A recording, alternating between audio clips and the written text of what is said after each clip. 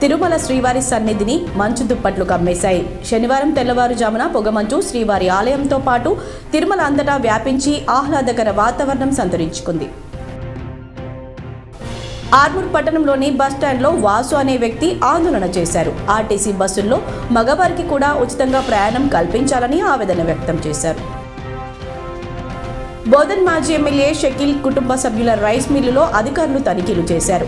70 కోట్ల రూపాయల విలువైన సీఎంఆర్ ధాన్యం మాయమైనట్లు గుర్తించారు. శనివారం శాసనమండలి సమావేశం ప్రారంభానికి ముందు చైర్మన్ గుత్తా సుఖేందర్ రెడ్డి కార్యాలయంలో కాంగ్రెస్ ఎమ్మెల్సీ జీవన్ రెడ్డితో కలిసి ఎమ్మెల్సీ కవిత మాట్లాడారు. వీరిద్దరూ మాట్లాడుకోవడం ప్రత్యేకతను సంతరించుకుంది. తెలంగాణ డిప్యూటీ సీఎం భట్టి విక్రమార్కపై బీఆర్ఎస్ ఎమ్మెల్యే కేటీఆర్ తీవ్ర స్థాయిలో విరుచుకుపడ్డారు.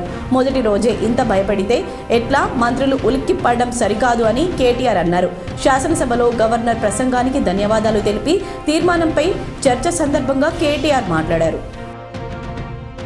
దేశ ప్రధానమంత్రి నరేంద్ర మోడీ తెలంగాణ రాష్ట్రంలో వర్చువల్ ద్వారా ప్రారంభించనున్న వికసిత్ భారత్ సంకల్ప యాత్ర కార్యక్రమంలో భాగంగా నిజామాబాద్ పార్లమెంట్ సభ్యులు అరవింద్ ధర్మపురి వేల్పూర్ మండలం లక్కోరాలో జరిగే కార్యక్రమంలో పాల్గొన్నారు. రుద్రూర్ మండలంలోని రానంపల్లి గ్రామంలో శ్రీ దక్షిణముఖ సంజీవని శ్రీ ఆంజనేయ స్వామి విగ్రహ ప్రతిష్టాపన కార్యక్రమానికి గ్రామంలో నూతనంగా నిర్మించిన హనుమాన్ మందిర పనులు శరవేగంగా జరుగుతున్నాయి. సిరికొండ మండలంలో BJP rural incharge Dinesh Kulachari వివిధ గ్రామాల్లో కార్యకర్తలతో సమావేశం ఏర్పాటు చేయడం జరిగింది. ఈ సందర్భంగా ఆయన మాట్లాడుతూ పరిష్కరించే గొంతుగా నిలబడతారు అనుకున్న ప్రజలు ప్రశ్నించే గొంతుగా నిలబెట్టిన ప్రజలకు రుణపడి ఉంటానని అన్నారు.